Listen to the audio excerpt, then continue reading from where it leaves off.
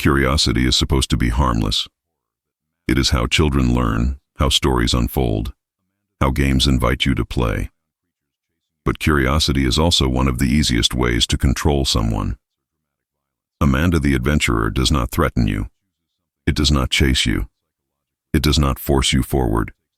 It waits for you to want more. And once you do, it never has to ask again. Amanda the Adventurer is not a game about childhood nostalgia or corrupted children's television. It is a psychological horror game about curiosity as a mechanism of control.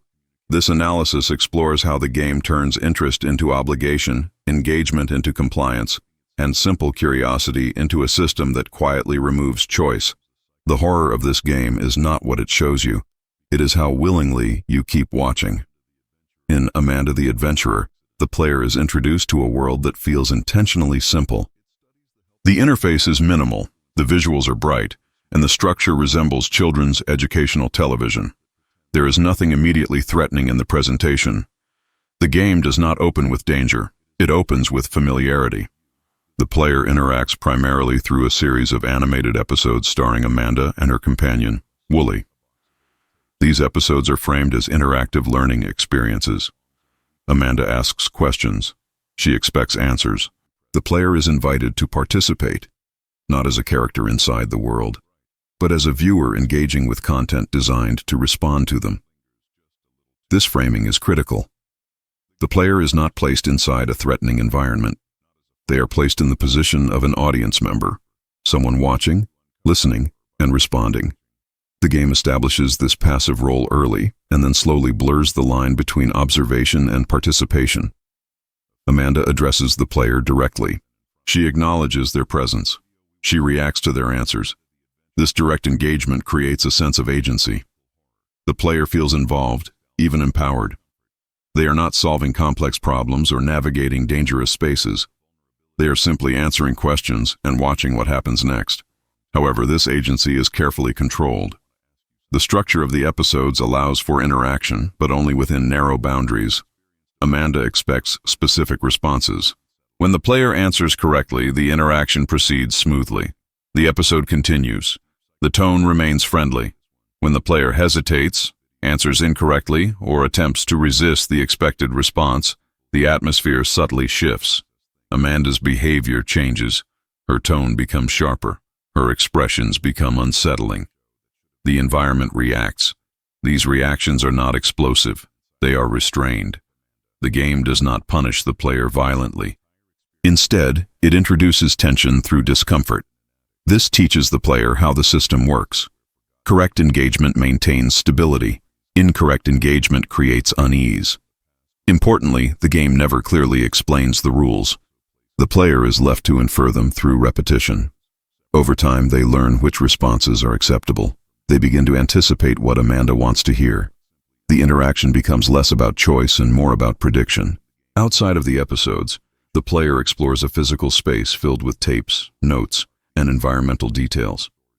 This space feels disconnected from the cheerful tone of the show. It is quiet, neglected, and unsettling. The contrast between the colorful episodes and the darker surrounding environment creates tension, but the game does not immediately connect them. This separation reinforces curiosity. The player wants to understand how these elements relate, why the show exists, what happened here. The game never answers these questions directly. It places fragments in front of the player and waits for them to lean forward. Crucially, progression depends on curiosity. The player advances by choosing to watch more episodes, by seeking out tapes, by engaging with content that increasingly feels wrong. The game never forces this engagement. The player always has the option to stop watching, but the design makes stopping feel unsatisfying. Unanswered questions accumulate. Incomplete narratives create pressure. The desire to understand becomes stronger than the desire to disengage.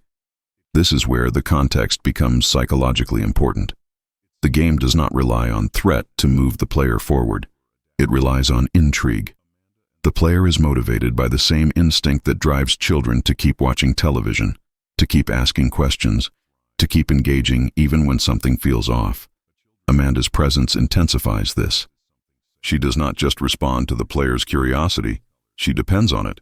Her reactions suggest expectation. The player senses that the show requires participation to function. Curiosity becomes not just an impulse, but a responsibility. By structuring interaction this way, Amanda the Adventurer creates a controlled environment without walls or barriers. The player is free to act, but only within a framework that rewards compliance and punishes deviation emotionally. The game context establishes a simple truth. You are not trapped by force, you are held by engagement, and the longer you stay, the harder it becomes to tell whether you are still choosing to watch or whether the game has already decided that for you. When players begin Amanda the Adventurer, they bring a familiar set of expectations with them. Horror games usually escalate. They start calm, then introduce danger, then increase intensity until fear becomes unavoidable. Players expect a clear turning point, a moment where the game reveals its true nature and replaces curiosity with threat. Amanda the Adventurer refuses to follow that structure. Instead of escalating outward, the game deepens inward. The horror does not arrive as a sudden shift. It emerges gradually, through repetition, discomfort, and realization. The player waits for the moment when curiosity stops being safe and starts being punished. That moment never fully arrives. This is the first major expectation the game breaks. Rather than treating curiosity as a temporary hook that leads into fear, the game treats curiosity as the core mechanism of fear itself. The player is never punished for wanting to know more. They are rewarded. Episodes continue. New information appears. The story advances. The system reinforces engagement. At first, this feels generous. The player feels respected. Their interest is acknowledged and responded to. This reinforces the belief that curiosity is the correct way to play. The more attention the player gives, the more the game gives back. But slowly, this feedback loop becomes uncomfortable. The player begins to realize that there is no alternative mode of engagement. There is no way to observe without participating. Even silence becomes a form of response. The game interprets hesitation as resistance, and resistance triggers tension. This subverts another expectation. In most horror games, danger comes from making the wrong choice. Here, danger comes from the inability to disengage from choice itself. The game does not punish incorrect answers because they are incorrect. It punishes them because they disrupt the expected pattern of participation. Amanda's reactions make this clear. When the player answers as expected, she remains cheerful and calm. When the player deviates, her tone changes. Her expressions harden. The environment reacts. The shift is subtle, but unmistakable. The game communicates that curiosity must be directed correctly. The player expects the horror to be located in hidden lore, disturbing imagery, or a final reveal. Instead, the horror lives in the interaction loop. The realization that curiosity is no longer optional, but required. Another expectation breaks here. The player assumes that fear will eventually override curiosity, that the game will push them away. But Amanda the Adventurer does the opposite. It pulls the player closer. The more unsettling the content becomes, the stronger the desire to understand it. This creates a psychological trap. The player feels uneasy, but that unease fuels engagement rather than stopping it. Fear does not discourage curiosity. It intensifies it. By denying the expected escalation into overt danger, the game reframes what threat looks like. There is no monster to escape, no safe zone to reach. The threat is the process itself. The player also expects agency to increase over time. In many games, understanding systems gives players more control. Here, understanding only reveals how little control exists. The player learns the rules, but learning them does not free them. It binds them. The expectation that knowledge leads to empowerment is quietly dismantled. Instead, knowledge leads to compliance. The player understands what Amanda wants, and that understanding makes resistance feel futile. The system adapts, it responds, it corrects, it waits. The game breaks the expectation that horror needs to feel hostile. Amanda the Adventurer remains playful, colorful, and approachable, even as it becomes deeply disturbing. This contrast prevents the player from disengaging emotionally. The game never signals that it is time to stop watching. By the time the player recognizes that curiosity has become obligation, the system has already succeeded.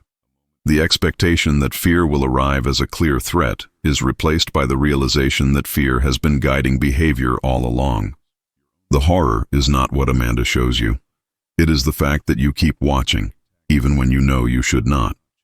Control is one of the most studied mechanisms in psychology because it does not require violence to be effective. It relies on structure, repetition, and emotional feedback. Amanda the Adventurer builds its horror precisely on this foundation. The game does not attempt to overpower the player. It conditions them. From the beginning, control is framed as participation. Amanda does not issue commands in an aggressive way. She asks questions. She invites responses.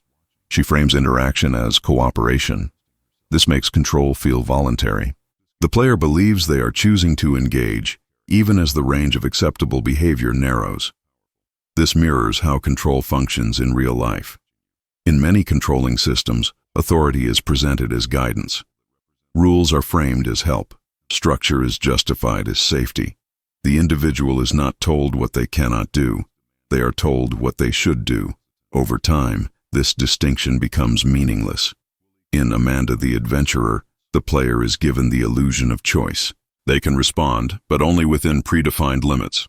When they answer correctly, the system rewards them with progress. When they deviate, the system reacts with discomfort.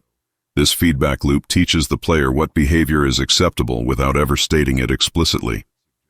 The most effective aspect of this control is consistency. Amanda's responses follow predictable patterns. The environment reacts reliably.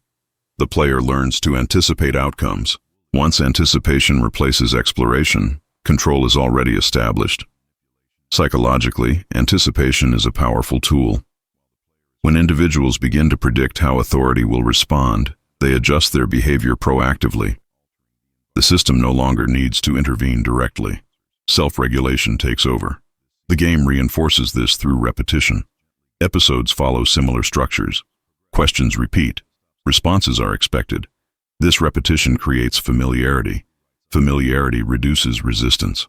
The player stops questioning the process and focuses on maintaining flow. This is not accidental. Control systems thrive on routine. Routine normalizes behavior.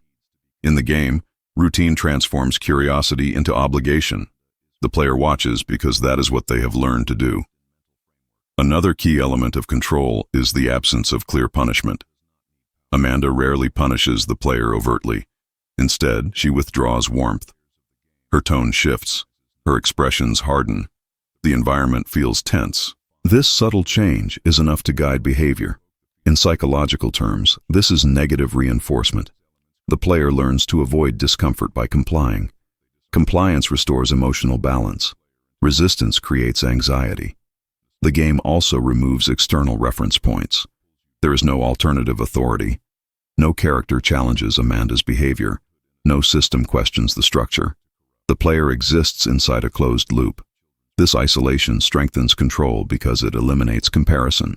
In real life, control becomes harder to identify when it exists in isolation. Without external perspectives, individuals assume the system is normal. Amanda the Adventurer replicates this by limiting viewpoints. Amanda's perspective dominates the interaction. The player expects control to feel restrictive. Instead, it feels efficient. Interaction becomes smoother when the player complies. Progress accelerates. The story advances. Control disguises itself as success. This inversion is crucial. The player is not held back by control, they are moved forward by it. Advancement becomes dependent on obedience. By grounding its horror in a validated psychological mechanism, the game gains credibility. The fear it produces is not fantastical, it is recognizable. Many players identify the pattern intuitively, even if they cannot articulate it immediately. Control in Amanda the Adventurer is effective because it does not fight curiosity. It harnesses it. It does not block engagement. It shapes it.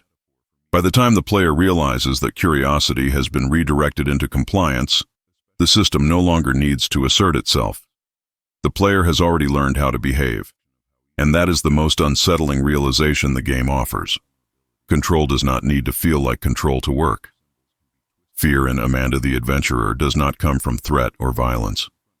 It comes from attention, from being noticed, from being responded to. The game introduces a form of fear that is rarely discussed in horror. Fear produced not by harm, but by care. Amanda pays attention to the player. She listens. She reacts. She remembers. This attention is framed as friendly and supportive at first. It feels reassuring to be acknowledged, to be seen, to matter inside the system. The player feels included, but attention quickly becomes pressure.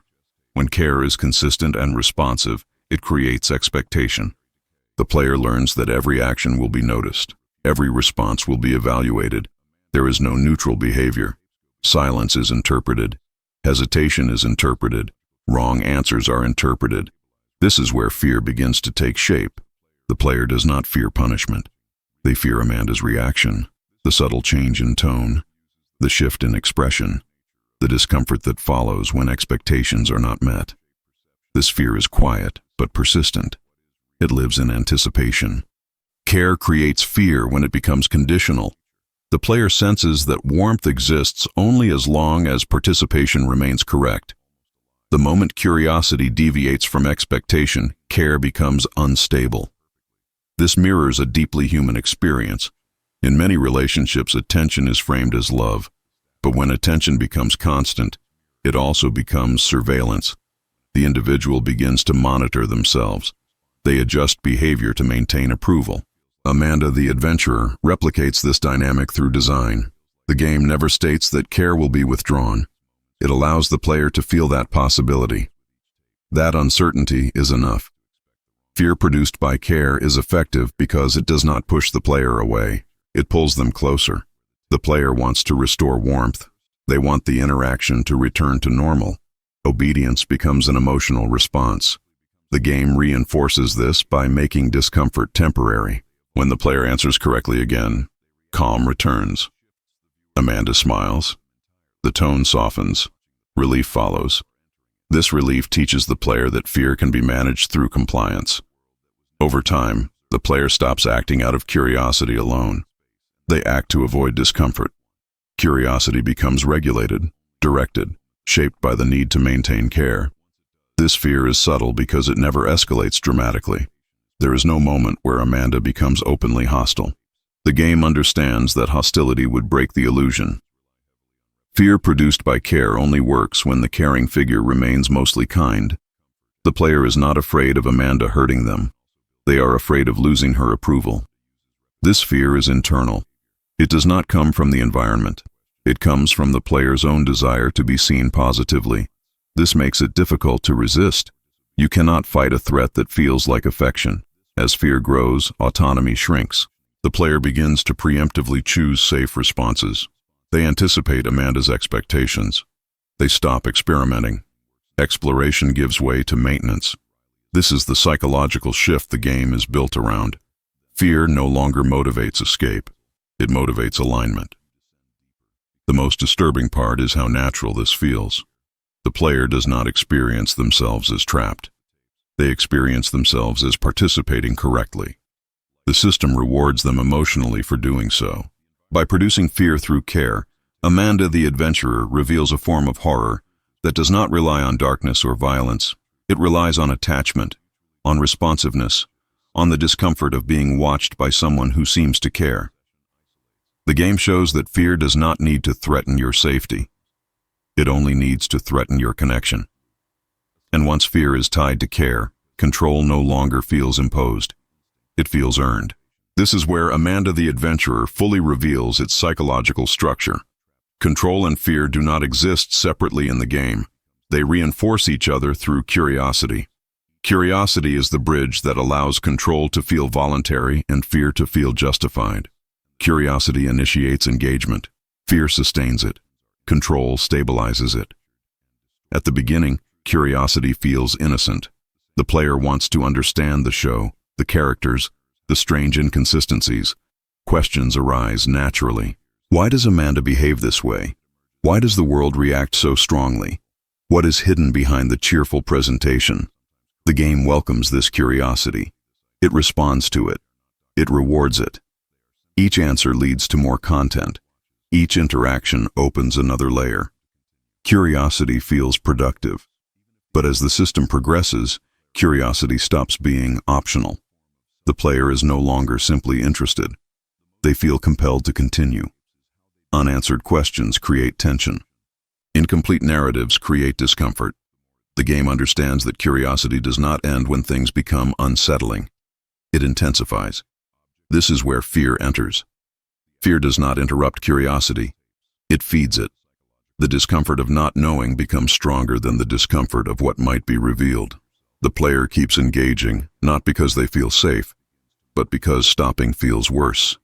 Control emerges quietly within this loop. The game shapes how curiosity is expressed. It teaches the player which questions are acceptable, which answers maintain stability, which responses lead to discomfort. Curiosity is no longer free exploration. It is guided behavior. The compound effect is subtle but powerful. Curiosity motivates engagement.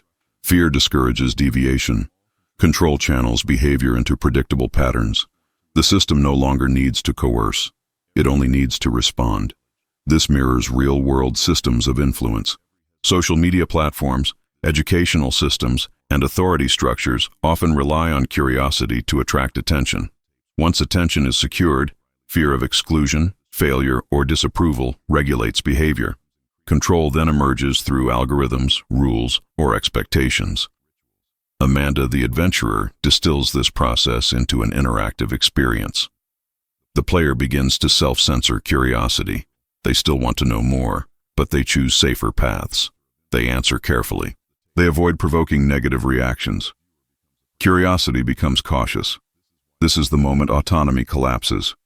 The player is not prevented from asking questions. They are trained to ask the right ones. Control no longer restricts action. It defines acceptable curiosity. The game never announces this shift. There is no warning, no moment where the player is told they have lost freedom. The realization arrives gradually, often after the behavior has already changed. Fear ensures compliance because it is emotional, not logical. The player understands that something feels wrong, but cannot articulate a clear reason to stop. Curiosity keeps pulling them forward, while fear keeps them in line. This creates a closed psychological loop. Engagement increases, resistance decreases, control becomes invisible. The most unsettling aspect of this compound theme is that the player feels responsible. They believe they are choosing to continue. They believe they are engaging freely. The system never removes that belief. This is why the horror works. The player is not trapped by force. They are trapped by their own desire to understand. By combining control and fear through curiosity, Amanda the Adventurer exposes how easily attention can be turned into compliance. It shows that power does not always need authority. Sometimes it only needs interest. Curiosity opens the door. Fear keeps it closed behind you. Control decides how far you are allowed to go. This is not horror built on monsters or violence. It is horror built on participation. And once participation becomes mandatory, the player realizes something deeply uncomfortable. The game never had to force them to stay. They stayed because they wanted to know more. What Amanda the Adventurer reveals does not stay confined to the game. Its psychological structure mirrors patterns that exist everywhere. Attention is managed, curiosity is encouraged, and behavior is shaped through response. That is why the experience feels so familiar, even when it becomes uncomfortable. In everyday life, curiosity is constantly activated. We are invited to click, to watch, to keep scrolling, to learn more. Curiosity is treated as a neutral or even positive impulse. But once attention is captured, it rarely remains free. It becomes regulated. Platforms, institutions, and authority figures often rely on the same loop the game presents. Curiosity draws people in. Feedback shapes behavior. Fear of exclusion, correction, or disapproval maintains compliance. Control emerges without ever needing to announce itself. In social environments, this takes the form of approval and rejection. People learn what opinions are acceptable, which questions are welcomed, which behaviors are rewarded. Curiosity does not disappear, it adapts. Individuals still want to explore, but they do so cautiously. They ask safer questions. They follow expected narratives. This mirrors the player's experience in Amanda the Adventurer. Engagement feels voluntary, but the range of acceptable engagement shrinks. Curiosity is not discouraged, it is redirected. In educational systems, curiosity is often framed as encouraged, but only within predefined boundaries. Students are praised for asking the right questions. Exploration that challenges structure is quietly discouraged. Over time, curiosity becomes performative. It exists to satisfy expectation, not to pursue understanding. The same pattern appears in workplaces. Innovation is praised, but only when it aligns with existing goals. Questioning authority is framed as disruption. Employees learn to be curious in ways that are safe. Control is not enforced through threat, but through feedback. Even personal relationships can reflect this structure. Attention is given when behavior aligns with expectation. When curiosity leads to challenge or distance, emotional feedback changes. Discomfort appears. Individuals adjust themselves to restore balance. Amanda the Adventurer works because it compresses these dynamics into a single interactive system. The player experiences how easily curiosity becomes regulated, how quickly fear shapes behavior, and how control can feel like cooperation. The game also highlights a crucial truth. Control is most effective when it feels earned. When individuals believe they are choosing correctly, they rarely question the system guiding them. This is why the horror does not feel exaggerated. It feels mundane. The player recognizes the loop because they live inside similar ones daily. The difference is visibility. The game makes the loop explicit by isolating it. By the end, the player is forced to confront a difficult question.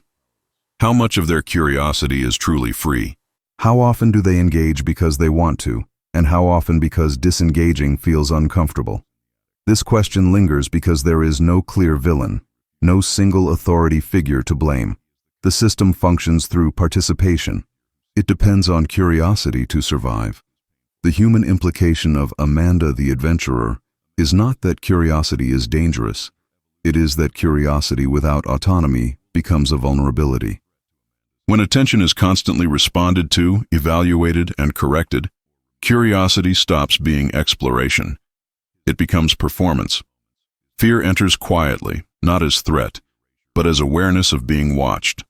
The game does not tell the player to stop being curious.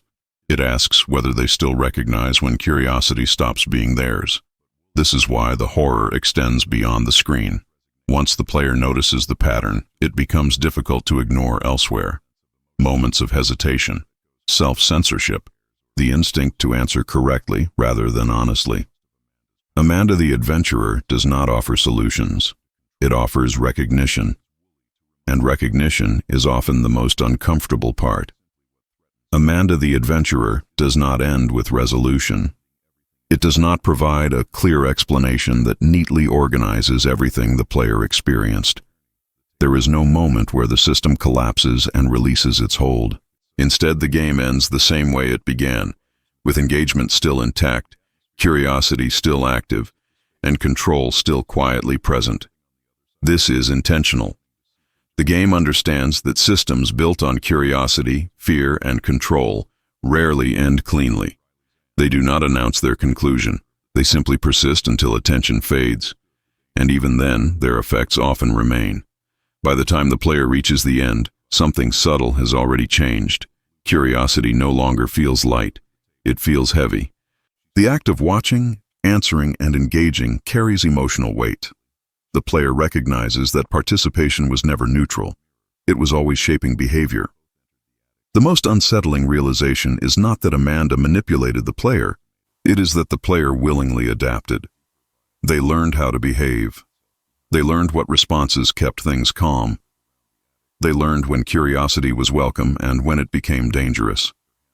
This realization removes the comfort of blame.